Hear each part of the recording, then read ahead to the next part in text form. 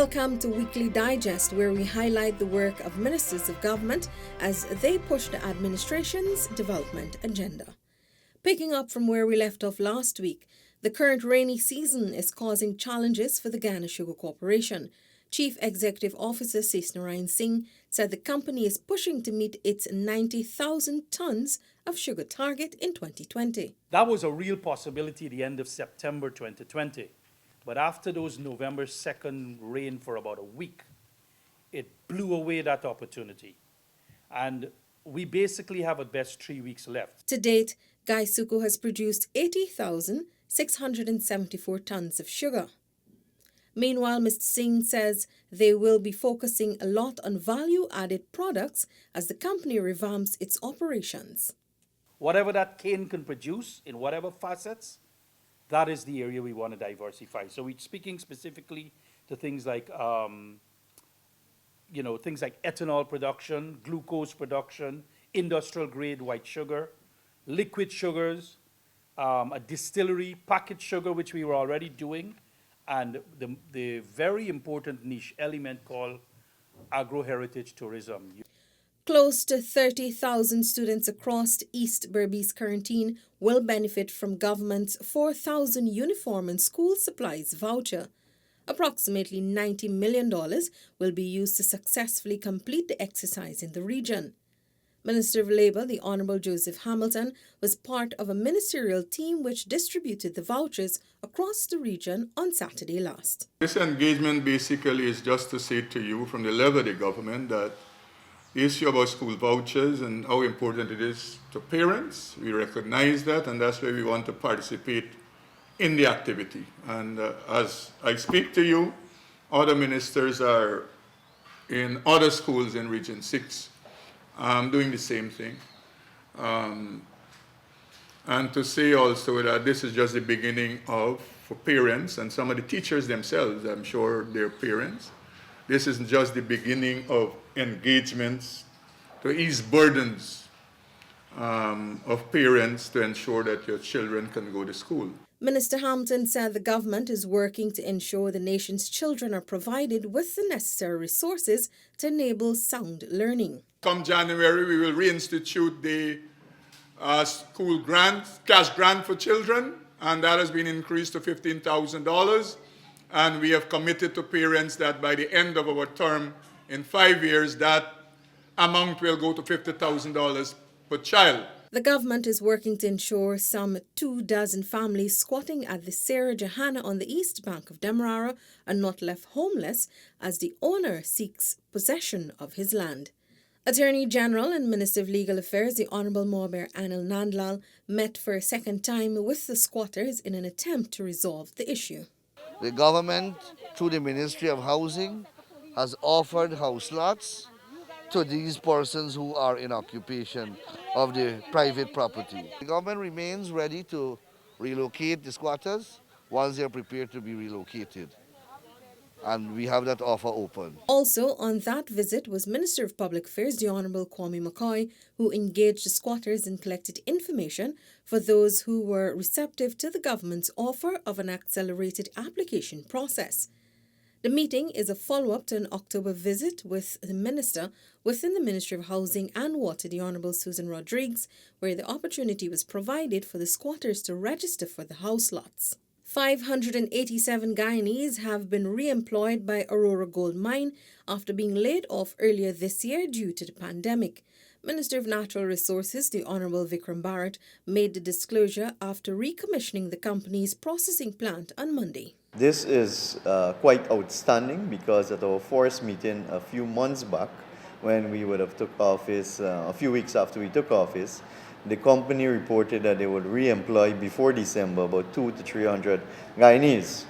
However, today we were happy to learn that the company have already employed or re-employed 587 Guyanese working here in the Aurora mines. This is a positive step forward in creating employment for Guyanese and to re-employ those who would have been laid off by Guyana Goldfields previously. The company will commence full operations shortly under the new management of the Chinese-owned Zhejiang Mining Company Limited.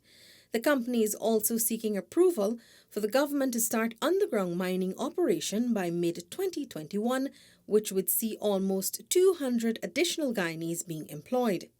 Underground mining is new to us. It has never happened before on a large-scale basis, legally regulated.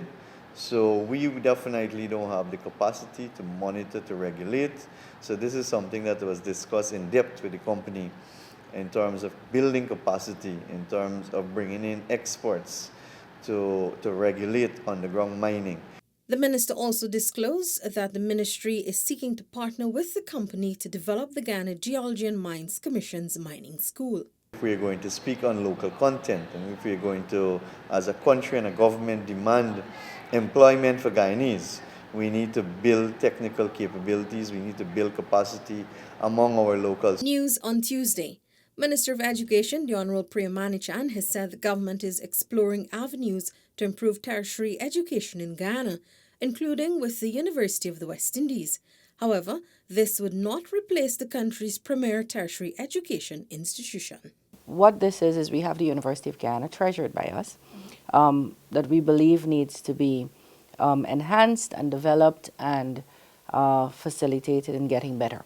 And that every effort will be made to do that, especially going forward and having online education delivered through the University of Ghana. Minister Manichan disclosed that the PPPC held consultations during the elections campaign and many people requested more virtual access to tertiary education. As a result of which, the promise to deliver, at least in the first 5 years, 20,000 online learning opportunities and scholarships for those was born and presented to the people of Ghana in our manifesto. Essentially, it was a promise we made. We didn't make that promise in a vacuum. We made it based on what people wanted and said they wanted to us, as we did with all the other promises. So we tried to, we're pursuing now delivering all our promises as quickly as we can. Last Wednesday, UWI issued a statement saying that it is currently in negotiations with the government to help to train up to 20,000 Guyanese over the next 5 years through its open campus. The Minister of Home Affairs, in collaboration with the Ghana Police Force's Traffic Department and the Ghana National Road Safety Council, launched the National Road Safety Week 2020 under the theme Stop Speeding, Don't Drink and Drive, Stay Alive. Speaking at the launch, Minister of Home Affairs, the Honourable Robeson Ben, disclosed that impaired drivers were responsible for 37% of the road fatalities. The weekends, Saturdays and Sundays, between the hours of 6 p.m. and 12 midnight are the most dangerous periods to be on the road. The presence of adequate numbers of traffic police on the roads at these times has to be addressed. At those times, you have fatal accidents. And at those times, from observation, we need to have a greater presence of policing, of engagement, of intervention from the traffic police and others. Senior Superintendent and Traffic Chief, Mr. Ramesh Ashram, implored road users to look out for each other. Minister of Public Works, the Honourable Bishop Juan Edgell, who also spoke at the event, highlighted the neglect of street lighting projects under the previous administration. I was disheartened that when we took office, that many of those lights are either dysfunctional or malfunctioning.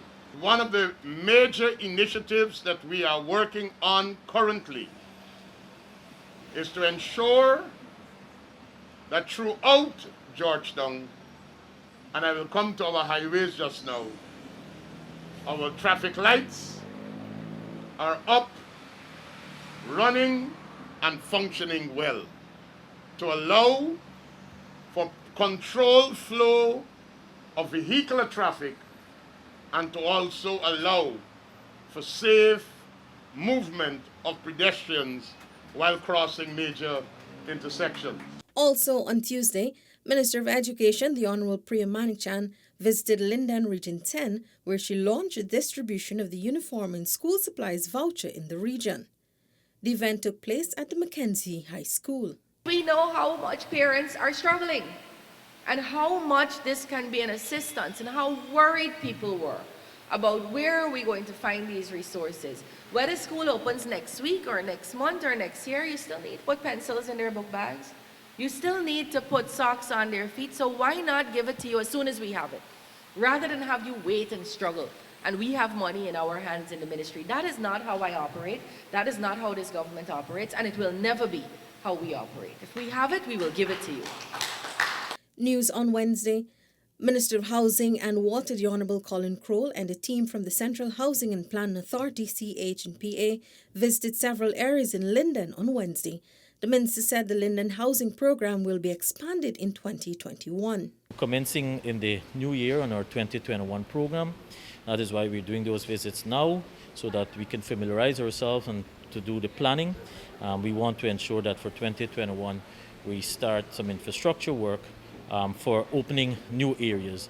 There have been a number of acres that have been identified for possible housing development as well as land allocation, for which the team will come back, the surveying team will come back to do their necessary preparatory work. Minister Crowell visited the Amelia's Ward Phase 2 and 3 housing scheme, where several middle-income homes were constructed.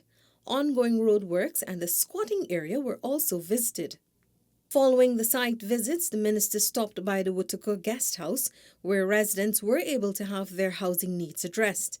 While engaging with residents, the minister highlighted the backlog of housing applications. In the system, and that is the Central Housing and Planning Authority, and you just heard from the Chief Executive Officer, there are approximately 4,000 persons who have applied and are in the system awaiting allocations under Region 10. So that's our starting point. Minister Crowell said government inherited a backlog of some 70,000 applications. He told Lindeners that clearing this backlog is the main focus of the ministry. Minister Crowell also showed residents that while no new applications will be made in 2020, they can look forward to allocations in 2021. News on Friday, the Ghana Tourism Authority launched the Maracaibai Village Tour, the Walkabout Tour, and the Seven Curry Tour. Speaking via video during the launch, Minister of Tourism, Industry and Commerce, the Honourable Onij Walren, said she was happy the GTA had developed these products. Today's launch reinforces the point that Destination Guyana is a very diverse product. I continue to advocate that wherever in Guyana someone visits, they should have a remarkable and satisfying experience, because Guyana is absolutely beautiful.